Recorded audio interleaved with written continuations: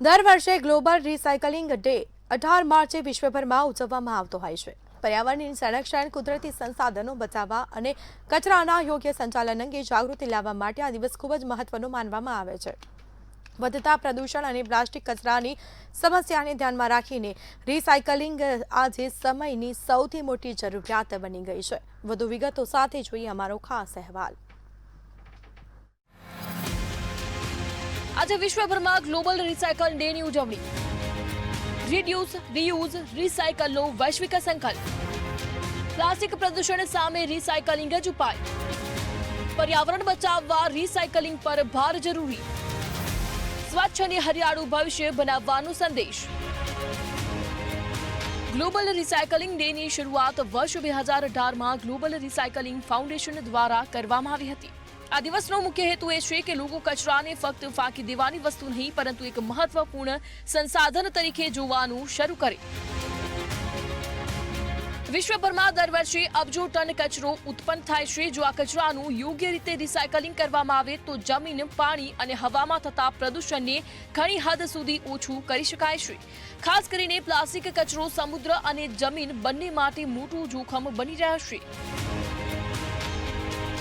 Recycling પ્રક્રિયામાં plastic, કાગળ, કાચ, એલ્યુમિનિયમ અને ઇલેક્ટ્રોનિક કચરાને ફરીથી ઉપયોગમાં લઈ નવા ઉત્પાદનો બનાવવામાં આવે છે। આ પ્રક્રિયા કુદરતી સંસાધનો બચાવે છે અને ઉર્જાનો ખર્ચ પણ ઓછો કરે છે। પર્યાવરણ નિષ્ણાતો મુજબ જો વિશ્વભરમાં રિસાયકલિંગનું પ્રમાણ વધારવામાં આવે તો દર વર્ષે કરોડો ટન કાર્બન ઉત્સર્જન ઘટાડવામાં મદદ મળી શકે છે, જેને કારણે હવામાન પરિવર્તનની સમસ્યા સામે લડવામાં પણ સહાય મળે છે। રિસાયકલિંગને પ્રોત્સાહન આપવા માટે રિડ્યુસ, રીયુઝ અને રિસાયકલનો સિદ્ધાંત ખૂબ જ મહત્વનો માનવામાં આવે છે। રિડ્યુસ એટલે કે અનાવશ્યક વસ્તુઓનો ઉપયોગ ઓછો કરવો, રીયુઝ એક જ વસ્તુને ફરીથી ઉપયોગમાં લેવી અને રિસાયકલ એટલે વપરાયેલી વસ્તુને ફરી પ્રોસેસ કરીને નવી બનાવવી। ભારતમાં પણ શહેરો અને ગામડાઓમાં કચરા સંચાલન માટે વિવિધ અભિયાનો ચલાવવામાં આવે છે। સરકાર દ્વારા સ્વચ્છ ભારત મિશન જેવા અભિયાન દ્વારા લોકોમાં સ્વચ્છતા અને રિસાયકલિંગ અંગે જાગૃતિ લાવવામાં આવી રહી છે। ગ્લોબલ રિસાયકલિંગ ડેના અવસરે વિશ્વભરમાં વિવિધ જાગૃતિ કાર્યક્રમો, સ્કૂલ, કોલેજ, કેમ્પેન અને સામાજિક અભિયાન યોજાય છે। તેનો હેતુ એ છે કે દરેક વ્યક્તિ પર્યાવરણ માટે જવાબદાર બને। વધતા પ્રદૂષણ અને પ્લાસ્ટિકના ઢગલાઓ વચ્ચે વિશ્વ 17 માર્ચે ગ્લોબલ રિસાયકલિંગ ડે તરીકે ઉજવે છે। આપણે રોજિંદા જીવનમાં અનેક વસ્તુઓનો ઉપયોગ કરીએ છીએ।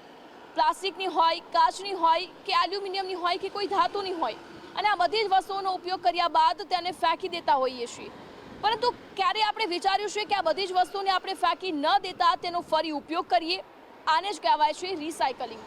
જે વસ્તુઓને આપણે ફેંકી દેતા હોઈએ છીએ તેના પર પ્રોસેસ કરીને તે જ વસ્તુને ફરી વાપરવા લાયક બનાવવી એટલે સાચું રિસાયકલિંગ। આપણે આપણા ઘરથી જ રિસાયકલિંગની શરૂઆત કરવી જોઈએ, એટલે કે ભીનો અને સૂકો કચરો અલગ રાખીને આપણે રિસાયકલિંગનું પ્રથમ પગલું માંડી શકતા હોઈએ છીએ। રિડ્યુસ, રીયુઝ અને રિસાયકલના કોન્સેપ્ટને આપણે સાચી રીતે સમજીને પર્યાવરણને સારું બનાવી શકીએ છીએ અને આવનારી પેઢીને સારું વાતાવરણ પૂરું પાડી શકીએ છીએ। આ કોઈ એક સરકાર કે કોઈ પછી સંસ્થાનું કામ નથી। આપણા તમામના નાગરિકો કે તમામ લોકો થકી જ આ પગલું માંડી શકીએ છીએ આપણે। રિસાયકલિંગ એ આપણા પર્યાવરણ માટે ખૂબ જ જરૂરી બાબત છે અને આપણે આપણા ઘરથી જ રિસાયકલિંગની સાચી શરૂઆત કરવી જોઈએ, તો જ આગળ જતાં આપણે સારું વાતાવરણ આપી શકીએ અને સારી પૃથ્વીની કલ્પના કરી શકીએ અને સારું વાતાવરણ મેળવી શકીએ। નાના પગલાં પણ પૃથ્વી માટે મોટો ફેરફાર આવી શકે છે। ગ્લોબલ રિસાયકલિંગ ડે આપણને સંદેશ આપે છે કે જો આપણે આજે જ કચરાને યોગ્ય રીતે સંભાળીએ તો આવતી પેઢીને સ્વચ્છ અને હરિયાળો ધરતીગ્રહ આપી શકીશું। ક્રીના પટેલ, મંતવ્ય ન્યૂઝ।